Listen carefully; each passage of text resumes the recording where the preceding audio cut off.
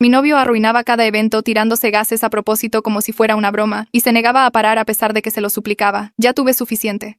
Mi novio Ricardo creía que interrumpir cada momento con sus flatulencias era la cumbre de la comedia, y se negaba a mostrar respeto básico sin importar cuánto le rogara que se detuviera. Comenzó siendo algo pequeño cuando empezamos a salir, y él se reía como un niño de 12 años, pero en 6 meses lo había convertido en toda su personalidad. Cada conversación seria era interrumpida. Yo intentaba hablar sobre las cuentas o los planes, y él a propósito soltaba uno y luego se reía diciendo, «Esa es mi opinión sobre el tema». Cuando me molestaba él decía, «Relájate, es natural, todo mundo lo hace, excepto que no todo mundo lo hace en medio de restaurantes mientras la gente está comiendo». Él esperaba a que el mesero viniera a tomar nuestra orden, soltaba uno, y miraba cómo intentaban mantener la compostura. Lo hacía en cines durante las escenas tranquilas, en elevadores con desconocidos, en mis eventos de trabajo, durante la cena de cumpleaños de mi abuela. Cada vez se reía como si hubiera inventado la comedia, mientras todos a nuestro alrededor se veían asqueados. Intenté de todo para que se detuviera. Le rogué que entendiera que era una falta de respeto. Él decía, «Eres demasiado amargada». A mi ex le parecía divertidísimo. Le sugerí que viera a un doctor en caso de que algo estuviera mal. Él me dijo, «No hay nada mal. Simplemente creo que es gracioso y tú necesitas desarrollar sentido del humor». Incluso intenté salir de la habitación cada vez, pero él me seguía y lo hacía de nuevo diciendo, «No puedes escapar de la comedia». Lo convirtió en un juego. Los calificaba por volumen y duración. Los anunciaba de antemano diciendo, «Ahí viene». Deliberadamente comía alimentos que empeoraban la situación antes de eventos importantes. La cena de ensayo de la boda de mi hermana fue arruinada porque Ricardo se pasó todo el tiempo haciendo sus cosas y riendo mientras mi familia se sentaba horrorizada. Cuando mi papá lo jaló a un lado, Ricardo le dijo, «Es una función corporal natural, señor. Su hija necesita dejar de ser tan dramática». Mis amigos dejaron de invitarnos a lugares. Los meseros de los restaurantes nos sentaban en secciones vacías. Sus propios amigos comenzaron a llamarlo asqueroso. Pero Ricardo insistía en que todos estaban celosos de su confianza. Él decía, «Yo estoy cómodo con mi cuerpo. A diferencia de ustedes. Gente reprimida». Hizo de eso su identidad, contándole a todo el que conocía que él era el tipo al que no le importaban las reglas sociales. El punto de quiebre llegó durante la gala anual de mi empresa. Era un evento formal con 300 personas, incluyendo la junta directiva e inversionistas potenciales. Le había rogado a Ricardo que se controlara por una sola noche. Él prometió que lo haría. Llegamos y todo parecía ir bien hasta que el CEO comenzó su discurso sobre el futuro de la compañía. Ricardo se levantó en medio del salón de baile en silencio y soltó el más fuerte que le había escuchado jamás. Todo el salón volteó a vernos. Él comenzó a reírse histéricamente. «Perdón, gente, ¿solo mi contribución a la conversación?» El CEO se detuvo a mitad de la frase. Mi jefe me miró con horror. El inversionista en nuestra mesa se levantó y se fue. Ricardo seguía riendo, actuando como si acabara de decir el mejor chiste de la historia. Fue entonces cuando el señor Hashimoto, nuestro cliente más importante, se levantó. «Joven, ¿está sufriendo una emergencia médica? ¿Deberíamos llamar a una ambulancia?» Ricardo dejó de reír. «No, estoy bien, solo es gracioso». El señor Hashimoto se veía asqueado. ¿Cree que interrumpir un evento profesional con sus intestinos es gracioso? ¿Qué? ¿Tiene 5 años? Ricardo intentó defenderse. «Es natural, todo mundo lo hace». Mi CEO, el señor Richards, se acercó. «No todo mundo lo hace en medio de presentaciones formales. ¿Está usted mentalmente enfermo?» Todo el salón de baile estaba observando. Ricardo intentó su excusa usual. «La gente necesita relajarse. Son todos demasiado amargados». Fue entonces cuando el doctor Torres de nuestra división médica se levantó. «De hecho, esa frecuencia indica serios problemas digestivos. Posiblemente síndrome de intestino irritable o intolerancia a alimentos. La gente normal no tiene ese problema constantemente. Usted necesita atención médica». Ricardo insistió en que estaba bien, pero el doctor Torres continuó. «Ningún adulto sano tiene ese problema varias veces al día. O tiene una condición médica o lo está forzando deliberadamente, lo cual es un signo de problemas psicológicos. De cualquier manera, necesita ayuda profesional». Mi compañera de trabajo agregó. «Mi hijo de 5 años tiene mejor control. Este es un comportamiento genuinamente preocupante para un adulto». La jefa de recursos humanos se acercó a mí. «¿Es este su pareja, el que mencionó que ha estado causando problemas en los eventos de la compañía?» Asentí y ella se volteó hacia Ricardo. «Tiene prohibido asistir a todas las funciones futuras de la compañía. Este comportamiento es acoso». Ricardo intentó discutir, pero la seguridad ya se estaba acercando. Mientras lo escoltaban fuera, él seguía diciendo que todos estaban exagerando. Al día siguiente, me llamaron a la oficina de mi jefa.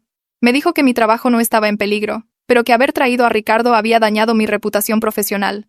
Varios clientes se habían quejado. El señor Hashimoto había cuestionado el criterio de nuestra empresa si nos asociábamos con gente así. Fui a casa y encontré a Ricardo riéndose de la noche anterior con sus amigos de juegos en línea. Debieron haber visto sus caras, unos cuantos engreídos que no aguantan una broma. Fue entonces cuando comencé a empacar.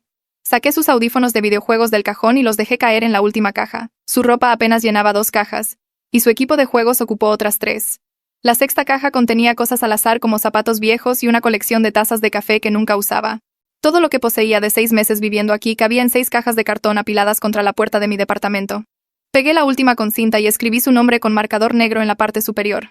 El departamento ya se sentía diferente sin sus cosas por todas partes. Revisé mi teléfono y vi mensajes de su chat de grupo de juegos que seguían iluminando la pantalla que había dejado sobre la mesa de centro. Todos se reían de la noche anterior y llamaban a la gente de la gala robots corporativos amargados. Uno de sus amigos escribió que la seguridad escoltándolo fuera era lo más gracioso que había escuchado. Ricardo había respondido con 3 emojis de risa. Puse su teléfono boca abajo y fui a prepararme café. El reloj marcaba casi las 11 de la noche. Y sabía que pronto volvería a casa esperando que todo estuviera normal. Como siempre. La llave giró en la cerradura justo después de la medianoche. Ricardo entró cargando comida para llevar y se detuvo al ver las cajas. Su rostro se quedó en blanco por un segundo antes de que la confusión lo reemplazara. Miró las cajas, luego a mí, y luego de vuelta a las cajas como si estuviera tratando de resolver un acertijo. Me quedé parada en el umbral de la cocina con los brazos cruzados esperando que dijera algo. Dejó la comida para llevar sobre la mesa del recibidor y empujó una caja con el pie. Su confusión parecía genuina, como si realmente no pudiera entender por qué había empacado sus cosas. Se volteó hacia mí con las cejas levantadas y la boca ligeramente abierta. La confusión en su rostro me enfureció porque, ¿cómo podía no entender después de lo que pasó? La seguridad lo había escoltado fuera de mi gala de la compañía frente a 300 personas, incluyendo al CEO y a nuestros clientes más importantes. Mi jefa me había llamado esta mañana para decirme que mi reputación estaba dañada. El señor Hashimoto había cuestionado el criterio de la empresa por asociarse con alguien como Ricardo. Y Ricardo estaba parado allí, pareciendo confundido de por qué sus cosas estaban en cajas junto a la puerta. Comenzó a hablar de cómo todos estaban exagerando y de que varias personas se habían reído durante todo el asunto.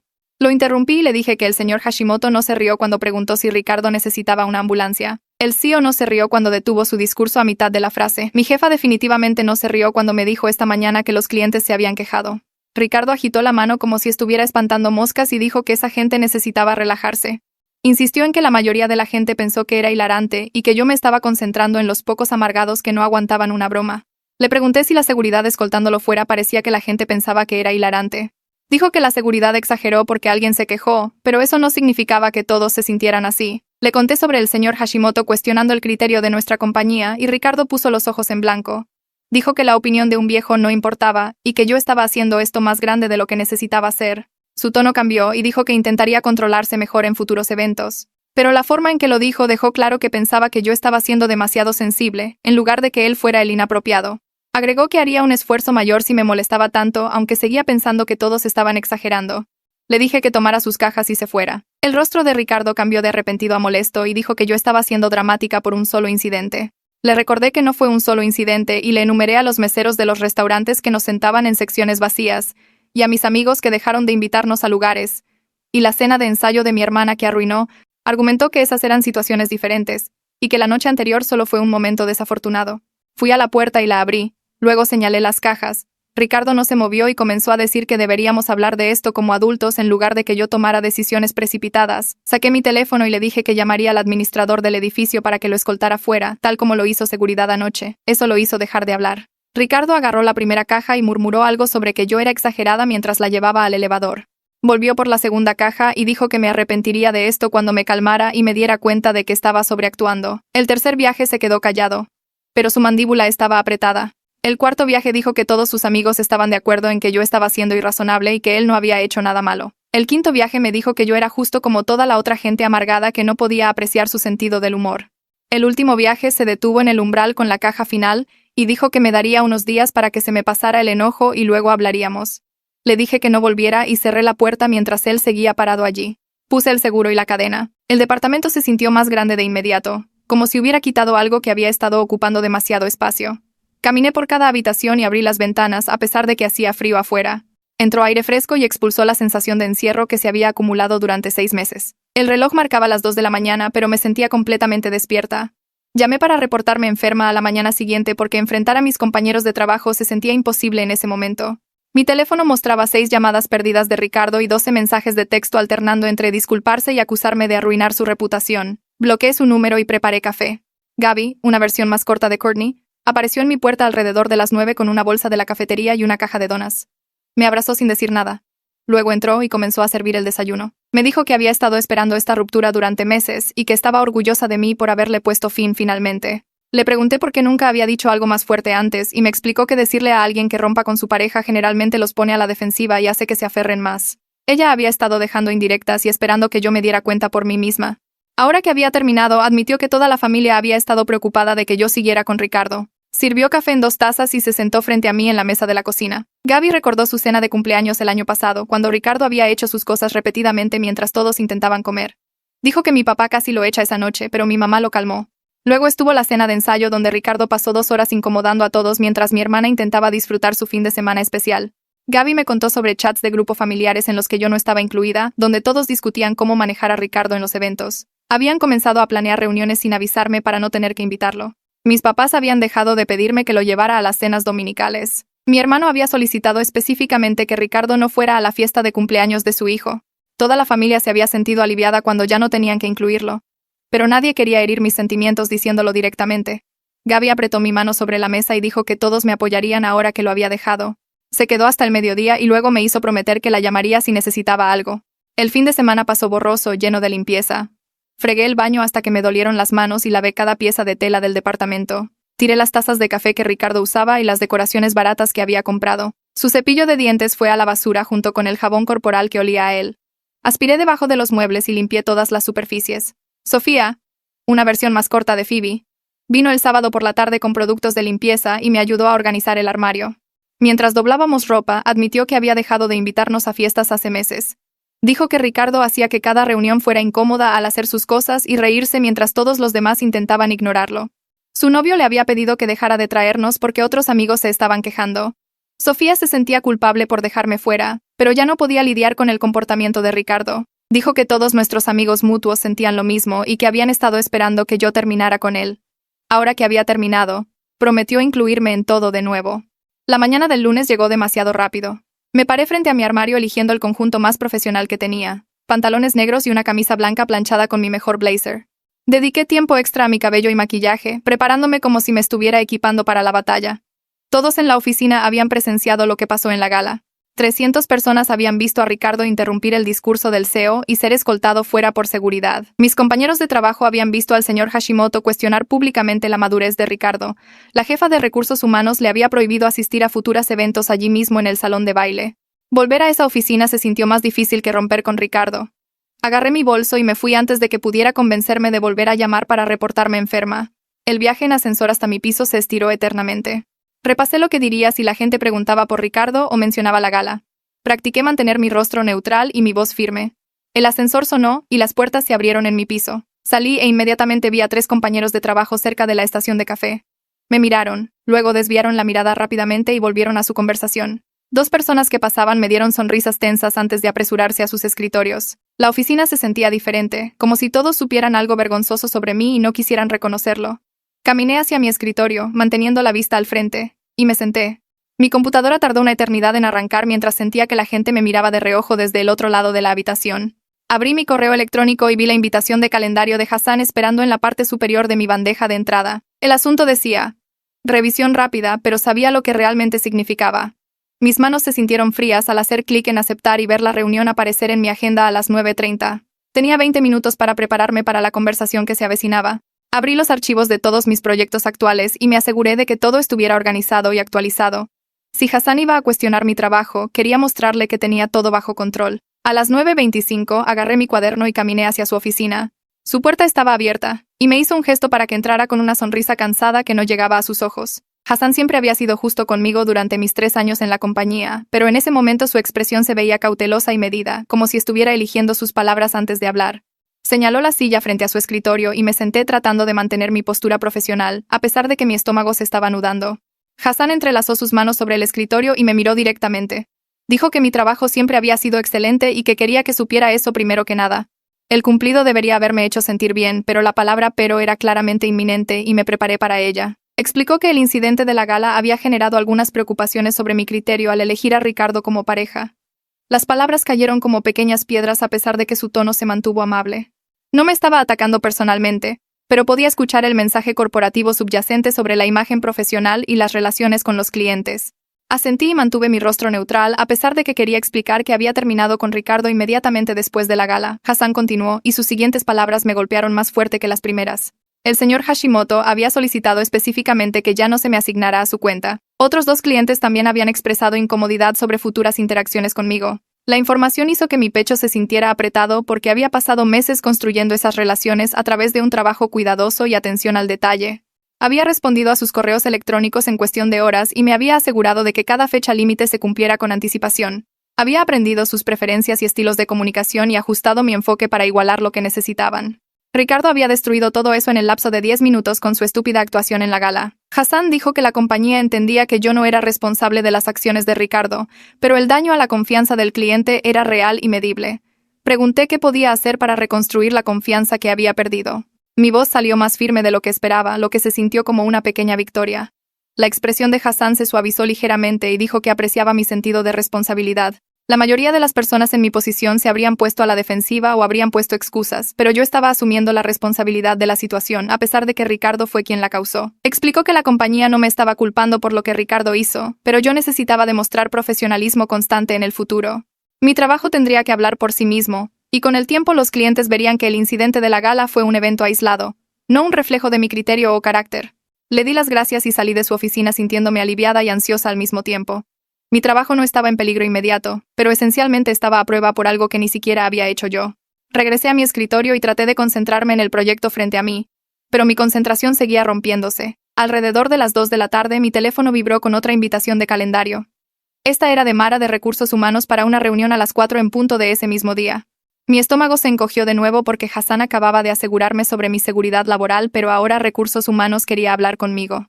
Mara era la misma persona que le había prohibido a Ricardo asistir a eventos de la compañía allí mismo en el salón de baile, frente a todos. Pasé las siguientes 2 horas tratando de trabajar mientras mi cerebro seguía repasando los peores escenarios sobre lo que Recursos Humanos podría decir. Tal vez la compañía había decidido que mi presencia era demasiada carga después de todo. Tal vez más clientes se habían quejado e iban a despedirme discretamente. A las 3:55 agarré mi cuaderno y caminé hacia el departamento de Recursos Humanos en el 3er piso. La oficina de Mara estaba al final de un pasillo alineado con carteles motivacionales sobre trabajo en equipo y excelencia. Llamé al marco de su puerta y ella levantó la vista de su computadora con una expresión que no pude descifrar del todo. Me dijo que entrara y cerrara la puerta detrás de mí. Me senté en la silla frente a su escritorio y esperé lo que viniera. Mara me sorprendió preguntando primero cómo estaba. No cómo iba mi trabajo o si entendía la política de la compañía, sino realmente cómo estaba yo personalmente. Le dije que estaba bien, lo cual era solo parcialmente cierto. Se recostó en su silla y dijo que la compañía reconocía que yo también era una víctima del comportamiento de Ricardo. Las palabras me tomaron por sorpresa porque había esperado otra lección sobre juicio profesional y relaciones con clientes. Mara explicó que había visto situaciones como esta antes, donde la pareja de alguien sabotea deliberadamente su carrera por inmadurez o rencor. Me preguntó si necesitaba algún recurso como consejería a través del programa de asistencia al empleado. Negué con la cabeza y le dije que ya había terminado con Ricardo la noche de la gala. La expresión de Mara cambió a algo que parecía casi como aprobación. Dijo que esa fue la decisión correcta y preguntó si Ricardo había intentado contactarme o causar algún problema desde entonces. Admití que había enviado algunos mensajes de texto, pero nada grave todavía. Mara sacó una tarjeta de presentación y escribió su número de celular personal en la parte de atrás. Me dijo que llamara inmediatamente si Ricardo aparecía en la oficina o comenzaba a acosarme de alguna manera. La compañía tenía una política de cero tolerancia para ese tipo de comportamiento y seguridad lo retiraría de las instalaciones sin cuestionar. Tomé la tarjeta y le di las gracias sintiéndome extrañamente conmovida por el apoyo. Dijo que durante la semana siguiente me dediqué a cada proyecto que pude encontrar. Llegaba a la oficina a las 7:30 cada mañana antes de que llegara la mayoría de mis compañeros de trabajo. Me quedaba hasta las 6 o 7 de la noche asegurándome de que cada tarea se completara perfectamente. Cuando alguien enviaba un correo electrónico pidiendo voluntarios para un tedioso proyecto de análisis de datos que nadie quería, respondí en 5 minutos ofreciéndome a tomarlo. Respondí a cada correo electrónico en 1 hora. Incluso a los que podían haber esperado hasta el día siguiente. Quería que todos vieran que estaba comprometida. Era confiable y profesional. Independientemente de lo que había sucedido en la gala. Mis compañeros de trabajo comenzaron a darme miradas de simpatía en el pasillo, pero nadie mencionó a Ricardo ni preguntó qué había pasado. Agradecí su silencio a pesar de que sabía que todos estaban hablando de ello cuando yo no estaba cerca. El jueves por la tarde, estaba caminando de regreso de la sala de copias cuando el señor Richards dobló la esquina frente a mí. El CEO rara vez bajaba a nuestro piso, por lo que verlo en el pasillo hizo que mi ritmo cardíaco se disparara. Consideré esconderme en el baño, pero él ya me había visto y caminaba directamente hacia mí. Se detuvo y dijo mi nombre y me obligué a encontrarme con sus ojos. El señor Richards me dijo que apreciaba mi profesionalismo al manejar una situación tan vergonzosa, Dijo que había estado observando mi trabajo durante la última semana y que confiaba en que mi desempeño hablaría por sí mismo en el futuro. La validación de alguien a su nivel hizo que algo apretado en mi pecho finalmente se aflojara. Le di las gracias y él asintió. Esa noche, mi teléfono comenzó a vibrar con mensajes de texto de Ricardo. El primero era una disculpa diciendo que había estado pensando en lo que pasó y se dio cuenta de que podría haber ido demasiado lejos. El segundo mensaje llegó 5 minutos después, acusándome de arruinar su reputación al decirle a la gente que terminamos por su sentido del humor. Dijo que yo necesitaba decirle a todos que fue mutuo y que simplemente no éramos compatibles. Me quedé mirando mi teléfono leyendo los mensajes mientras seguían llegando. Ricardo alternaba entre disculparse y culparme en un patrón que habría sido gracioso si no fuera tan patético. Para cuando llegué a casa había 15 mensajes esperando y mi teléfono seguía vibrando con nuevos. Bloqueé su número y sentí una pequeña satisfacción al ver que los mensajes se detenían. 2 horas después, mi teléfono volvió a vibrar con mensajes de texto de un número que no reconocí. Ricardo había conseguido un nuevo número, o había pedido prestado el teléfono de otra persona. Los mensajes decían que yo estaba siendo infantil y que necesitábamos hablar como adultos sobre lo que pasó. Bloqueé ese número también y apagué mi teléfono por el resto de la noche. A la mañana siguiente llamé a Gaby y le conté sobre los mensajes. Ella dijo que necesitaba comenzar a documentar todo en caso de que las cosas empeoraran. Creé una carpeta en mi teléfono y comencé a tomar capturas de pantalla de cada mensaje que Ricardo enviaba antes de bloquear cada nuevo número. La carpeta creció rápidamente a medida que Ricardo pedía prestados teléfonos a amigos o creaba nuevas direcciones de correo electrónico para evadir mis bloqueos. Cada mensaje seguía el mismo patrón de disculpa seguido de culpa, y verlos todos juntos dejó claro que esto era acoso, no alguien tratando de enmendar las cosas. Gaby me ayudó a organizar las capturas de pantalla por fecha y hora, creando un registro que mostraba cómo su comportamiento estaba empeorando en lugar de mejorar. Hassan me llamó a su oficina el lunes por la mañana con noticias sobre una nueva asignación. La compañía había contratado a un cliente más pequeño que necesitaba ayuda con su estrategia de marketing, y Hassan quería que yo manejara el proyecto.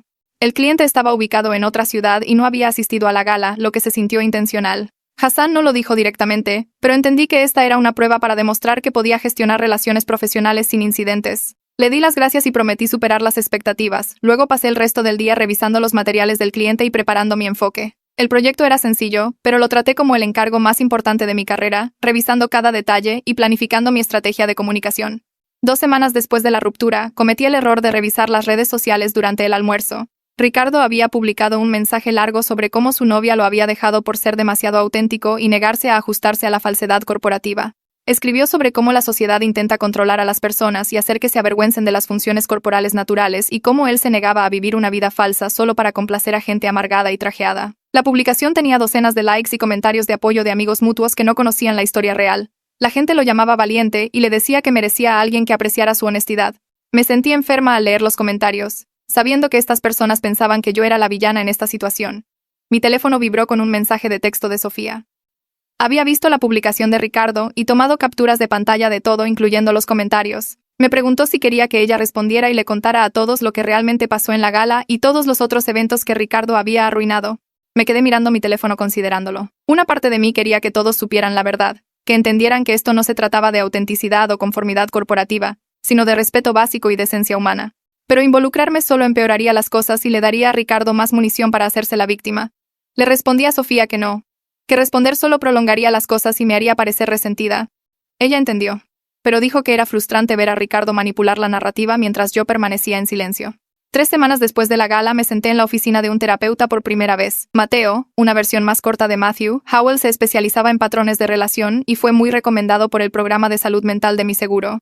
Probablemente tenía unos 50 años, con cabello canoso y una manera tranquila que hacía que la oficina se sintiera segura. Me pidió que describiera no solo la ruptura, sino los 6 meses enteros con Ricardo, queriendo entender el panorama completo. Empecé a hablar. Y una vez que comencé, todo salió a borbotones. Los restaurantes y cines, el ensayo de boda de mi hermana, el cumpleaños de mi abuela, cada momento humillante que intenté minimizar o excusar. Mateo escuchó sin interrumpir, ocasionalmente tomando notas, pero sobre todo solo dándome espacio para contar toda la historia. Hablar en voz alta sobre la línea de tiempo me hizo darme cuenta de cuántas señales de alerta había ignorado desde el principio. Mateo señaló que el comportamiento de Ricardo había escalado gradualmente durante 6 meses, lo que, según él, era un patrón clásico de manipulación. Las personas normalizan conductas cada vez más inaceptables cuando suceden lentamente, porque cada incidente individual parece solo un poco peor que el anterior. Para cuando Ricardo estaba interrumpiendo eventos de trabajo formales, yo ya había aceptado tanta falta de respeto menor que se sintió como solo otro paso, en lugar de una violación masiva de límites. Mateo explicó que así es como se desarrollan los patrones abusivos. a través de la erosión gradual de los límites hasta que la víctima cuestiona su propio juicio sobre lo que es razonable. Mateo preguntó por qué me quedé tanto tiempo a pesar de ser infeliz. Admití que seguía pensando que Ricardo cambiaría si tan solo le explicaba las cosas de la manera correcta. Si pudiera hacerle entender cómo su comportamiento nos afectaba a mí y a los demás. Mateo asintió y sugirió suavemente que yo había estado tratando de arreglar a alguien que no quería ser arreglado. Ricardo me había mostrado repetidamente a través de sus acciones que valoraba su propia diversión por encima de mis sentimientos o reputación profesional. Mateo dijo que este patrón de intentar arreglar personas que no cambian podría aparecer en otras áreas de mi vida también, y deberíamos explorar de dónde viene ese impulso. La observación me golpeó más fuerte de lo que esperaba, porque ya podía pensar en otras situaciones en las que me había agotado tratando de cambiar la opinión o el comportamiento de alguien. Gaby me invitó a cenar a su casa más tarde esa semana. Hizo pasta y comimos en su sofá mientras hablábamos de todo menos de Ricardo al principio. Luego me dijo que nuestros padres estaban aliviados por la ruptura. Me sentí sorprendida porque nunca me habían dicho nada negativo sobre Ricardo en mi cara. Gaby explicó que papá había estado planeando tener una conversación seria conmigo después de que Ricardo arruinara Acción de Gracias Navidad, o cualquier comida familiar importante el año pasado al hacer su rutina durante el momento. Bendición, mientras todos tenían la cabeza inclinada. Mamá lo había detenido diciendo que yo necesitaba darme cuenta por mí misma, pero ambos habían estado preocupados y esperando que yo eventualmente viera lo que todos los demás podían ver. Me sentía avergonzada de que mi familia hubiera estado tan preocupada, pero también validada de que no era como Ricardo siempre afirmaba. Gaby dijo que todos podían ver que Ricardo no tenía respeto por mí, y solo estaban esperando a que yo lo reconociera también. Me contó sobre conversaciones en reuniones familiares donde los parientes preguntaban si yo estaba bien y si deberían decir algo. Mi tía se había ofrecido a hablar conmigo, pero Gaby le había pedido que esperara, creyendo que yo eventualmente llegaría a mi límite. Escuchar que tanta gente se había dado cuenta y se había preocupado me hizo sentir apoyada, pero también tonta por no haberlo visto antes yo misma. El proyecto pequeño con el nuevo cliente fue mejor de lo que podría haber esperado. Respondí a cada correo electrónico en una hora, entregué todos los materiales antes de lo programado e incluí documentación detallada que anticipaba sus preguntas antes de que las hicieran. El cliente envió encuestas de retroalimentación a Hassan al final del proyecto, y él me reenvió los comentarios con una nota de felicitación. El cliente había mencionado específicamente mi profesionalismo, atención al detalle y estilo de comunicación claro. La nota de Hassan decía que este era exactamente el tipo de desempeño que reconstruiría mi reputación, y que estaba orgulloso de cómo había manejado la asignación. Guardé el correo electrónico y lo leí varias veces esa noche sintiendo que tal vez podría recuperarme del desastre de la gala después de todo. 2 semanas después de que Hassan me reenviara la retroalimentación del cliente, estaba trabajando tarde en mi escritorio cuando mi teléfono vibró con una llamada de un número desconocido. La dejé ir al buzón de voz y seguí escribiendo el informe trimestral. El teléfono vibró de nuevo 5 minutos después con el mismo número. Luego vibró una tercera vez. Lo silencié y me concentré en mi trabajo hasta que la pantalla de mi computadora se oscureció por inactividad. Y me di cuenta de que había estado mirando el mismo párrafo durante 10 minutos. Mi teléfono mostraba 6 llamadas perdidas de ese número, y 2 de otro que no reconocí. El intercomunicador del edificio en mi teléfono de escritorio sonó de repente, y la voz del guardia de seguridad de la entrada preguntó si estaba esperando a un visitante. Dije que no, y pregunté quién preguntaba por mí. El guardia dijo que un hombre llamado Ricardo estaba en el lobby insistiendo en que necesitaba hablar conmigo urgentemente. Mi estómago se encogió y le dije al guardia que no quería verlo y que por favor le pidiera que se fuera. El guardia dijo que ya se lo había pedido 2 veces, pero el hombre se negaba y estaba levantando la voz. Le di las gracias y dije que llamaría si necesitaba ayuda. Luego agarré mis cosas y tomé la escalera trasera en lugar del ascensor. Para cuando llegué al estacionamiento, mis manos temblaban tanto que se me cayeron las llaves 2 veces antes de subirme a mi coche. Conduje a casa mirando mis espejos todo el camino, esperando a medias ver el coche de Ricardo siguiéndome. A la mañana siguiente llamé a Mara antes de siquiera llegar a la oficina. Ella respondió al segundo timbrazo y le expliqué lo que pasó con Ricardo apareciendo y el guardia de seguridad teniendo que lidiar con él. Mara preguntó si Ricardo había intentado contactarme de alguna otra manera, y le conté sobre las repetidas llamadas telefónicas de números desconocidos. Dijo que este era exactamente el tipo de comportamiento escalado que necesitaban documentar, y que involucraría al equipo legal de la compañía de inmediato. En una hora, estaba sentada en una sala de conferencias con Mara y una abogada llamada Jennifer Chen, que se especializaba en asuntos de seguridad en el lugar de trabajo. Jennifer me hizo preguntas detalladas sobre cada interacción con Ricardo desde la ruptura, y tomó notas en su laptop. Me preguntó si Ricardo había hecho alguna amenaza, y dije que no. Pero su negativa a abandonar el edificio se sintió amenazante incluso si no dijo nada específico. Jennifer asintió y dijo que su patrón de intentos repetidos de contacto después de que se le dijo que se detuviera constituía acoso bajo la ley estatal. Ella redactó una carta de cese y desista allí mismo en la sala de conferencias, leyendo secciones en voz alta y preguntando si los hechos eran precisos. La carta establecía que a Ricardo se le prohibía contactarme directa o indirectamente, venir a mi lugar de trabajo o residencia, e intentar comunicarse a través de terceros. Jennifer dijo que si Ricardo violaba alguna parte de ella, podríamos solicitar una orden de restricción a través de los tribunales. Imprimió 2 copias y me hizo firmar ambas. Luego dijo que la enviaría por correo certificado y correo electrónico para que tuviéramos prueba de que Ricardo la recibió. Mara me acompañó de regreso a mi escritorio y me dijo que le reenviara cualquier mensaje de Ricardo o números desconocidos directamente a ella. También envió un correo electrónico a la seguridad del edificio con la descripción de Ricardo y una foto que proporcioné, instruyéndoles a llamar a la policía inmediatamente si aparecía de nuevo. Transcurrieron 3 semanas sin ningún contacto de Ricardo y comencé a relajarme un poco. Luego Hassan se acercó a mi escritorio una tarde y dijo que el señor Hashimoto quería programar una reunión conmigo. Mi corazón comenzó a acelerarse y pregunté si Hassan sabía de qué se trataba. Dijo que el señor Hashimoto no había dado detalles, pero quería reunirse en persona en lugar de por videollamada. Pasé los siguientes 2 días convencida de que esto era todo, que el señor Hashimoto iba a terminar formalmente nuestra relación comercial y probablemente contaría a otros clientes sobre el desastre de la gala. Apenas dormí la noche anterior a la reunión y cambié mi atuendo 3 veces esa mañana antes de decidirme por mi traje más conservador. El señor Hashimoto llegó exactamente a tiempo y nos reunimos en una de las pequeñas salas de conferencias. Se sentó frente a mí y me preparé para las malas noticias. En cambio, dijo que Hassan lo había estado manteniendo al día sobre mi trabajo reciente y que estaba impresionado con la calidad y el profesionalismo que demostré. Sentí que se me formaban lágrimas y las parpadeé rápidamente. El señor Hashimoto dijo que entendía que el incidente de la gala no era un reflejo de mi carácter o habilidades y que quería darme una oportunidad para reconstruir la confianza entre nuestras compañías. Tenía un proyecto pequeño en puerta, nada importante, pero nos permitiría volver a trabajar juntos y ver cómo iban las cosas. Le di las gracias inmediatamente y me disculpé de nuevo por lo que pasó en la gala. Mi voz salió más firme de lo que esperaba y logré mantener el contacto visual a pesar de que quería mirar hacia otro lado por la vergüenza. El señor Hashimoto levantó la mano ligeramente y dijo que apreciaba mi sentido de responsabilidad. Luego me sorprendió diciendo que su propio hijo había pasado por una fase difícil a sus 20 años donde tomó malas decisiones y avergonzó a la familia en varios eventos importantes. Dijo que aprendió que a veces las buenas personas terminan con parejas que no comparten sus valores o respetan sus responsabilidades. La clave era reconocer el problema y hacer cambios, lo cual yo había hecho. Se puso de pie y extendió su mano, y cuando la estreché, dijo que esperaba trabajar conmigo en el próximo proyecto. Después de que se fue, me senté en la sala de conferencias durante 5 minutos más tratando de procesar lo que acababa de suceder. Hassan llamó a la puerta y asomó la cabeza preguntando si todo estaba bien. Le dije que el señor Hashimoto me estaba dando otra oportunidad y Hassan sonrió y dijo que me había recomendado específicamente porque mi trabajo reciente había sido sobresaliente. El proyecto pequeño con la compañía del señor Hashimoto comenzó la semana siguiente.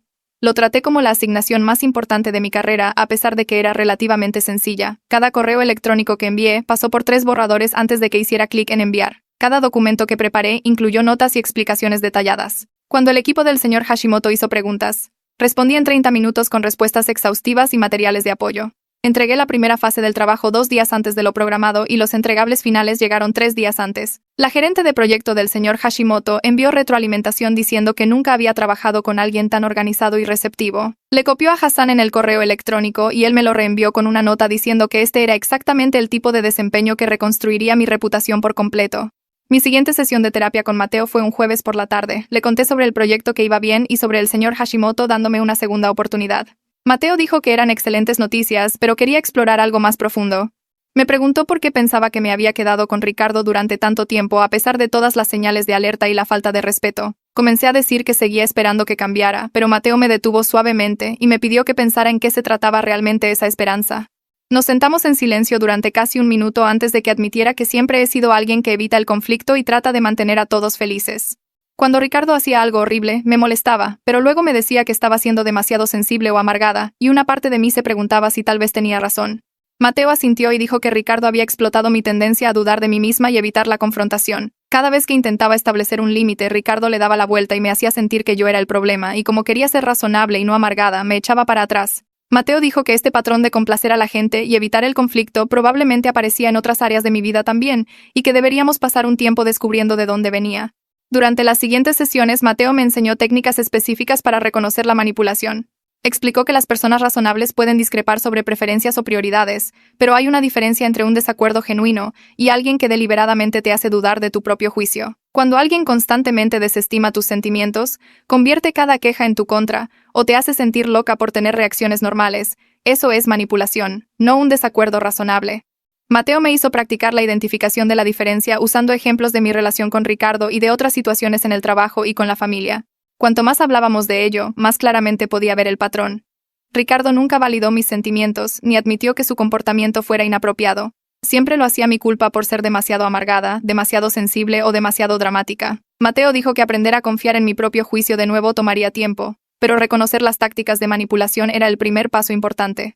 Una tarde estaba actualizando mi perfil de LinkedIn cuando noté una solicitud de mensaje de alguien que no conocía. Lo abrí y vi que era de un chico llamado Noé, que dijo que era amigo de Ricardo. El mensaje decía que sentía que necesitaba advertirme que Ricardo había estado diciendo a la gente que yo lo había hecho despedir de su trabajo y que le había arruinado la vida. Según Noé, Ricardo había estado bebiendo mucho en las últimas semanas y hablando obsesivamente de aparecer en mi oficina para aclarar las cosas con mi jefe y compañeros de trabajo. Noé dijo que había intentado disuadir a Ricardo, pero Ricardo estaba convencido de que si tan solo pudiera explicar su versión de la historia a las personas adecuadas, todos verían que yo era el verdadero problema. El mensaje terminaba con Noé diciendo que no me conocía, pero que pensaba que yo debería saber lo que Ricardo estaba planeando, porque parecía que Ricardo estaba cayendo en picada y no estaba pensando con claridad. Inmediatamente reenvié el mensaje de LinkedIn a Mara y copié a Jennifer de legal. Mara me llamó en 10 minutos y dijo que lo llevaría al equipo de seguridad de inmediato. Me preguntó si tenía una foto reciente de Ricardo y le envié la misma que había proporcionado antes. Jennifer llamó una hora más tarde y dijo que estaba coordinando con la seguridad del edificio para agregar la información de Ricardo a la lista de visitantes prohibidos en la entrada principal. También estaban informando al personal de recepción sobre qué hacer si Ricardo aparecía, lo que incluía llamar a la policía inmediatamente en lugar de intentar razonar con él. Jennifer dijo que la carta de cese y desista que habíamos enviado dejaba claro que cualquier contacto o aparición en mi lugar de trabajo tendría consecuencias legales. Así que si Ricardo aparecía ahora, estaría violando esa orden a sabiendas. Me dijo que variara mi horario durante las próximas semanas, llegando y saliendo a diferentes horas, y que llamara a seguridad si veía a Ricardo cerca del edificio o del estacionamiento. El sábado siguiente, Sofía llamó y preguntó si quería ir a una cena en su casa el próximo fin de semana. Dudé porque sería mi primer evento social real desde la ruptura, y no estaba segura de estar lista. Sofía dijo que solo sería un grupo pequeño, tal vez 8 personas en total, y que sería casual y de baja presión. Prometió que nadie preguntaría por Ricardo ni haría las cosas incómodas. Casi dije que no, pero luego recordé lo que Mateo había dicho sobre no aislarme y volver a las actividades normales. Le dije a Sofía que iría y ella sonó genuinamente feliz. La semana previa a la cena, me sentí cada vez más nerviosa por estar rodeada de parejas y tener que hacer conversación trivial. Seguí imaginando escenarios en los que alguien preguntaría sobre mi estado de relación y tendría que explicar la ruptura. Para el sábado por la noche, estuve tentada a enviarle un mensaje de texto a Sofía y cancelar con alguna excusa de que no me sentía bien. En su lugar, me obligué a vestirme y conducir a su departamento. Entré al departamento de Sofía e inmediatamente noté que había dispuesto todo para que se sintiera casual y cómodo. 8 personas estaban dispersas por su sala y área de cocina, sosteniendo bebidas y hablando en pequeños grupos. Una pareja que reconocí de su trabajo me saludó con la mano y yo les devolví el saludo, agradecida de que al menos algunas caras me fueran familiares. Sofía se acercó de inmediato y me entregó una copa de vino, dirigiéndome hacia un grupo cerca de la barra de la cocina. Me presentó a sus compañeros de trabajo y la conversación fluyó fácilmente hacia temas sobre restaurantes y planes de fin de semana. Nadie preguntó sobre mi estado de relación ni hizo comentarios incómodos sobre verme sola. La noche transcurrió con buena comida y conversación fácil, y comencé a relajarme por primera vez en semanas. Después de que la mayoría de la gente se fue, Sofía me ayudó a limpiar y luego se sentó a mi lado en el sofá. Me dijo que les había enviado un mensaje rápido a todos de antemano pidiéndoles que evitaran mencionar a Ricardo o temas de relación porque todavía me estaba recuperando de una ruptura difícil. Sentí una ola de gratitud invadirme porque me había protegido sin hacerlo obvio ni tratarme como si fuera frágil. Simplemente se había asegurado discretamente de que pudiera disfrutar de una noche normal sin tener que explicarme o defenderme. Ese tipo de amistad considerada significó más para mí que cualquier gran gesto. Pasaron 6 semanas desde la gala y había estado trabajando más duro que nunca para demostrar mi valía en la oficina. Hassan me llamó a su oficina un jueves por la mañana y entré esperando otra conversación sobre gestión de reputación. En cambio, me dijo que me estaba reasignando a la cuenta de tecnología Riverside, uno de los clientes medianos que había manejado antes del desastre de la gala. No estaba ni cerca del nivel de trabajar con alguien como el señor Hashimoto, pero era un paso significativo desde el pequeño proyecto de prueba que había estado manejando. Hassan explicó que mi desempeño reciente había sido excelente y que la compañía quería reconstruir gradualmente mi cartera de clientes basándose en resultados profesionales consistentes. Dijo que Tecnología Riverside me solicitó específicamente porque recordaban mi trabajo de antes y confiaban en mis habilidades. Le di las gracias y traté de mantener la voz firme a pesar de que quería celebrarlo. Esta asignación significaba que la compañía me veía como confiable de nuevo, no solo como la persona que trajo al novio inapropiado a la gala. Caminando de regreso a mi escritorio me sentí más ligera de lo que había estado en semanas, porque esta era una prueba concreta de que mi reputación se estaba recuperando a través de mis propios esfuerzos. Mi siguiente sesión de terapia con Mateo ocurrió 2 días después y le conté sobre la asignación de tecnología Riverside. Me preguntó qué había aprendido sobre mí misma de toda la experiencia con Ricardo y tuve que pensar por un minuto antes de responder. Le dije que aprendí que era más fuerte de lo que pensaba porque realmente me había alejado cuando alguien seguía faltándome al respeto en lugar de poner más excusas. Le expliqué que durante meses me había convencido de que Ricardo cambiaría si tan solo encontraba las palabras adecuadas o el enfoque correcto, pero el incidente de la gala finalmente me mostró que algunas personas no quieren cambiar. Dije que aprendí que puedo alejarme cuando alguien me trata mal y que necesito escuchar mis instintos en lugar de convencerme de lo contrario. Mateo asintió y señaló que yo había sabido que el comportamiento de Ricardo estaba mal desde el principio, pero había seguido anulando mi propio juicio porque quería creer que mejoraría. Dijo que reconocer ese patrón era importante porque me ayudaría a confiar más en mí misma en futuras relaciones. Admití que había sido una complaciente toda mi vida y Ricardo había explotado eso haciéndome sentir amargada cada vez que intentaba establecer límites. Mateo dijo que entender esa táctica de manipulación era un gran paso adelante para protegerme. 3 días después de esa sesión de terapia, abrí mi correo electrónico y vi un mensaje de una dirección que no reconocí. El asunto decía, por favor lee esto, y cuando lo abrí, inmediatamente vi que era de Ricardo. El correo electrónico era largo y comenzaba diciendo que había estado en terapia durante el último mes y que su terapeuta lo había ayudado a darse cuenta de que tenía un problema real. Escribió que ahora entendía que su comportamiento no era solo diversión inofensiva, que me había causado dolor y vergüenza genuinos. Dijo que me extrañaba y quería reunirse para tomar un café para poder disculparse correctamente y mostrarme que estaba trabajando en sí mismo. El correo electrónico entraba en detalles sobre sus sesiones de terapia y cuánto había aprendido sobre por qué actuaba de la forma en que lo hacía. Prometió que ahora estaba tomando medicamentos y haciendo ejercicios para controlar sus impulsos. Terminó diciendo que sabía que me había lastimado, pero que esperaba que pudiera ver que estaba intentando cambiar genuinamente, y que tal vez podríamos al menos hablar de lo que pasó. Leí el correo electrónico 3 veces y sentí que mi estómago se retorcía. Una parte de mí quería creer que realmente había cambiado, pero otra parte lo recordó riéndose con sus amigos de juegos la noche después de que la seguridad lo escoltara fuera de la gala. Guardé el correo electrónico y lo llevé a mi siguiente sesión con Mateo la semana siguiente. Le dije que aún no había respondido porque no estaba segura de qué hacer. Mateo preguntó si podía leerlo y le entregué mi teléfono. Lo leyó con atención y luego me preguntó qué notaba sobre el contenido. Dije que Ricardo parecía sincero acerca de buscar ayuda y Mateo asintió, pero señaló algo que yo había pasado por alto. Me mostró cómo Ricardo centró todo el correo electrónico en su propio crecimiento y sentimientos en lugar de reconocer verdaderamente el daño que me había causado. Mateo explicó que una disculpa genuina se enfoca en la experiencia de la víctima y asume la responsabilidad total sin esperar nada a cambio. Este correo electrónico, dijo, era manipulador porque Ricardo estaba usando su terapia y medicamentos como prueba de que merecía otra oportunidad. Mateo señaló que Ricardo, pidiendo reunirse para tomar un café, se trataba realmente de obtener acceso a mí de nuevo para poder seguir intentando manipular mis emociones. Dijo que las personas que cambian genuinamente no exigen reuniones ni presionan por la reconciliación. Respetan los límites y le dan espacio a sus víctimas. Pregunté si debía responder en absoluto, y Mateo dijo que no. Que responder solo le mostraría a Ricardo que su manipulación estaba funcionando. Fui a casa esa noche y abrí mi laptop varias veces pensando en responder al correo electrónico de Ricardo. Cada vez comenzaba a escribir algo y luego lo borraba. Las palabras de Mateo seguían resonando en mi cabeza sobre cómo el cierre no requiere una conversación final. Siempre había pensado que necesitaba tener algún tipo de discusión final con Ricardo para seguir adelante correctamente, pero Mateo me ayudó a entender que a veces la elección más saludable es simplemente avanzar sin involucrarse. Ricardo me había mostrado quién era durante 6 meses y luego lo confirmó espectacularmente en la gala. Ninguna reunión de café iba a cambiar lo que pasó o hacerme sentir mejor acerca del final de la relación. Cerré mi laptop sin enviar nada y sentí una extraña sensación de paz.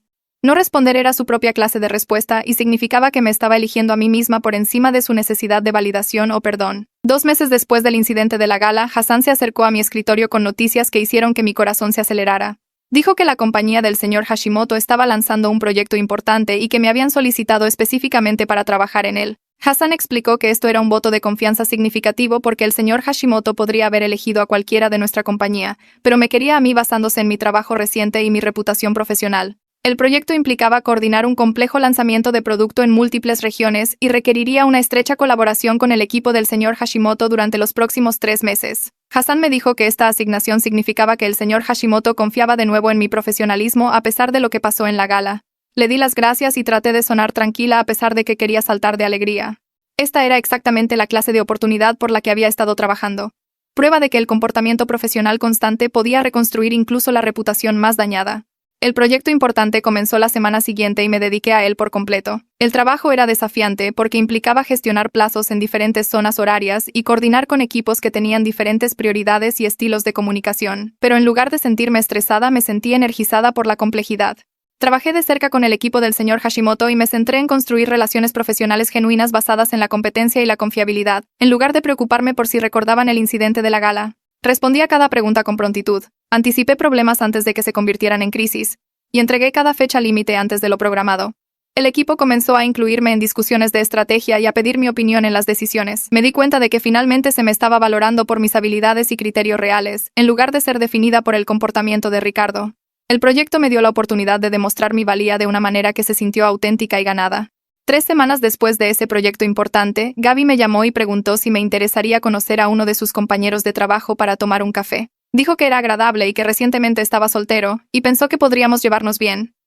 Inmediatamente me sentí nerviosa porque no había pensado en salir con alguien desde la ruptura y no estaba segura de estar lista. Gaby dijo que solo sería un café casual, nada serio, y que yo podría decidir después si quería volver a verlo.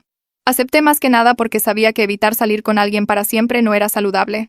Nos reunimos en una cafetería cerca de mi oficina un sábado por la mañana y pasé todo el camino repasando lo que diría si me preguntaba sobre mi última relación. Pero cuando nos sentamos, la conversación fluyó fácilmente hacia temas sobre trabajo, pasatiempos y viajes. Él era respetuoso y genuinamente interesado en lo que tenía que decir, haciendo preguntas de seguimiento y compartiendo sus propias experiencias. No me interrumpió ni hizo chistes groseros ni intentó ser el centro de atención. Hablamos durante casi 2 horas y cuando nos despedimos me dijo que se lo había pasado muy bien. Me envió un mensaje de texto al día siguiente agradeciéndome por el café, pero diciendo que no sintió una conexión romántica y que esperaba que estuviera bien. Le respondí que sentía lo mismo y que apreciaba su honestidad. La cita para tomar café no llevó a una segunda, pero me ayudó a darme cuenta de que en realidad estaba lista para conocer gente nueva de nuevo. Más importante aún, me di cuenta de que estaba atenta a las señales de alerta durante nuestra conversación, prestando atención a cómo trataba al barista y si escuchaba cuando yo hablaba. Confié en mi propio juicio sobre qué comportamiento era aceptable en lugar de poner excusas o convencerme de ignorar las señales de advertencia. Esa conciencia se sintió como un progreso real, como si hubiera aprendido algo valioso del desastre con Ricardo que me protegería en el futuro. 2 semanas después de esa cita para tomar café, estoy almorzando en un pequeño lugar italiano cerca de la oficina cuando veo a Ricardo al otro lado del restaurante. Está parado cerca de la entrada escaneando la sala y sus ojos se fijan en los míos antes de que pueda desviar la mirada. Mi estómago se encoge porque sé que me rastreó hasta aquí deliberadamente. Este restaurante es uno que mencioné una vez hace meses como un lugar donde a veces almuerzo entre reuniones. Capto la atención del mesero inmediatamente y le pido que llame al gerente porque alguien me está acosando. El mesero parece preocupado y se dirige hacia la parte de atrás mientras Ricardo comienza a caminar hacia mi mesa.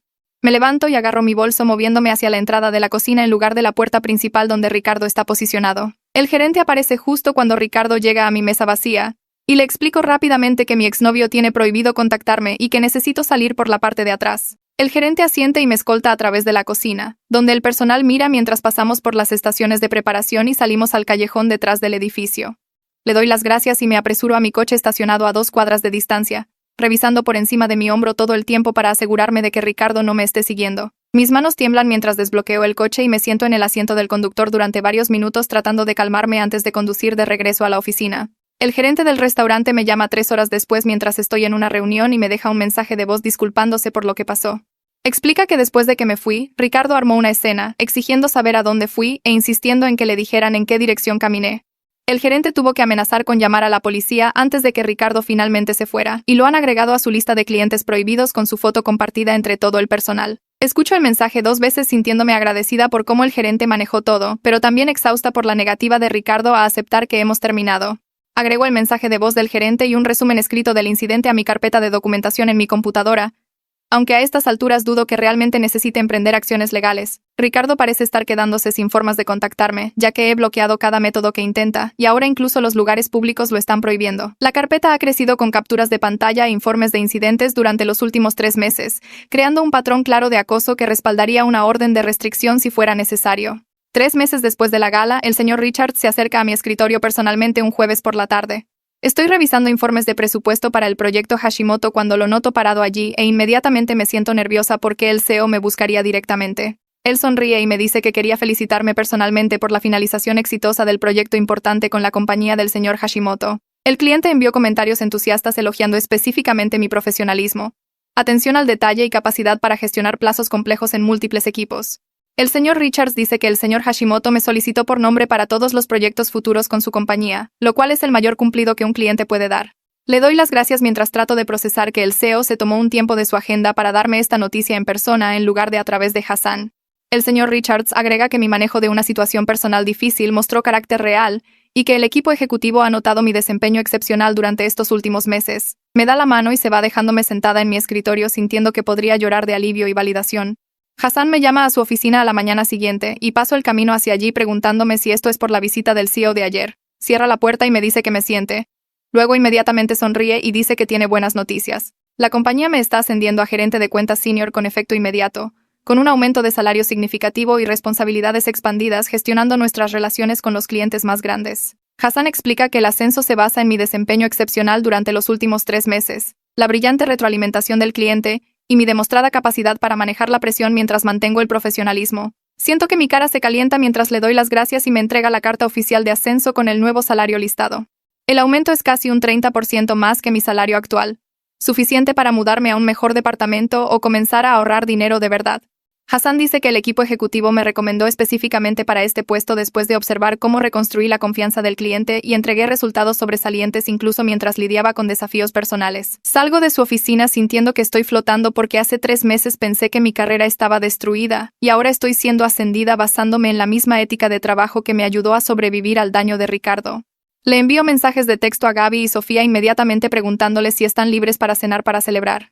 Nos reunimos en el restaurante mexicano favorito de Gaby esa noche, y les cuento sobre el ascenso mientras ambas gritan lo suficientemente fuerte como para que otras mesas se giren a mirarnos. Gaby pide una botella de vino y propone un brindis por mí, por demostrar que el sabotaje de Ricardo en realidad me motivó a trabajar más duro y demostrar mi valor real. Sofía se ríe y dice que Ricardo probablemente pensó que arruinar la gala destruiría mi carrera, pero en cambio se convirtió en el punto de inflexión que condujo a este ascenso. Pasamos 2 horas comiendo y riéndonos de lo patéticos que se han vuelto los intentos de Ricardo por seguir siendo relevante.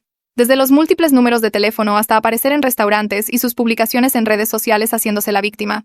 El ascenso se siente como una vindicación de que tomé la decisión correcta al dejarlo. Prueba de que mi juicio sobre lo que merezco era correcto, incluso cuando él intentó convencerme de que era demasiado amargada y dramática. Gaby me recuerda que todos en nuestra familia vieron cómo me trató Ricardo y están todos orgullosos de que finalmente me valoré lo suficiente como para alejarme. Sofía agrega que nuestro grupo de amigos está aliviado de que pueden invitarme a lugares de nuevo sin preocuparse de que el comportamiento de Ricardo arruine todo.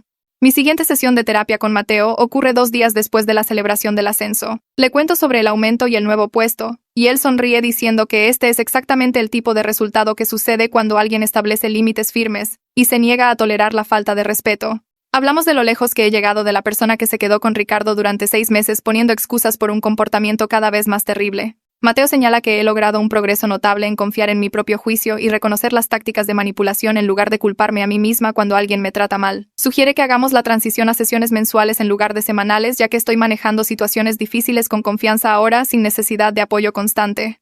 Me siento un poco nerviosa por reducir nuestras sesiones, pero también orgullosa de que él piense que estoy lista para ese paso. Mateo me recuerda que siempre puedo programar citas adicionales si surge algo, pero que cree que he desarrollado las herramientas para navegar los desafíos por mi cuenta. Pasamos el resto de la sesión discutiendo estrategias para mantener los límites en futuras relaciones y reconocer las señales de alerta temprano antes de que escalen a patrones. El evento de networking de la compañía ocurre la semana siguiente en un salón de hotel en el centro. Me visto profesionalmente y llego sintiéndome completamente cómoda por primera vez en una función de trabajo desde la gala. Charlo fácilmente con clientes y colegas sobre el proyecto Hashimoto y mi nuevo rol, notando cómo la gente me felicita por el ascenso sin ninguna mención del incidente de hace 3 meses. El señor Hashimoto mismo se acerca a mí durante el cóctel y me dice que espera trabajar conmigo en futuros proyectos. Varios otros clientes que me preocupaba perder se acercan a hablar sobre posibles colaboraciones ahora que tengo autoridad ampliada para gestionar cuentas más grandes. La noche se siente como un reinicio completo de mi reputación profesional, prueba de que el trabajo excelente y constante eventualmente eclipsa una noche terrible. Nadie menciona a Ricardo o los escoltas de seguridad o los discursos interrumpidos. En cambio, me tratan como la profesional competente que siempre he sido. Y me doy cuenta de que mi ansiedad sobre ser definida por ese desastre de la gala fue peor que el impacto duradero real. Sofía me invita a la inauguración de una galería el sábado por la noche con un artista local que ella conoce. Casi declino porque estoy cansada por el evento de trabajo, pero ella insiste en que necesito hacer algo social que no esté relacionado con el trabajo. La galería es pequeña y está llena de gente bebiendo vino y examinando pinturas cuando alguien me pregunta qué pienso de la colección destacada. Me giro y veo a un chico de mi edad sosteniendo 2 copas de vino y ofreciéndome una. Comenzamos a hablar sobre la obra de arte y la conversación fluye naturalmente hacia discutir viajes y lugares que queremos visitar. Es gracioso y genuinamente interesado en mis respuestas, haciendo preguntas de seguimiento en lugar de solo esperar su turno para hablar. Pasan 2 horas antes de que me dé cuenta de que hemos estado parados en la misma esquina todo el tiempo mientras la multitud se dispersaba a nuestro alrededor. Me pide mi número mientras el personal de la galería comienza a apagar las luces y se lo doy sintiéndome emocionada por la posibilidad sin ninguna necesidad desesperada de que esto funcione. La diferencia con mis primeras citas con Ricardo es obvia porque este chico escucha cuando hablo y no interrumpe con chistes groseros ni intenta ser el centro de atención. 3 meses y medio después de la ruptura, estoy trabajando en una presentación cuando me doy cuenta de que no he pensado en Ricardo en más de una semana. El reconocimiento me sorprende porque durante meses ocupó un espacio mental constante a través del estrés por sus intentos de acoso y la ira por cómo dañó mi reputación.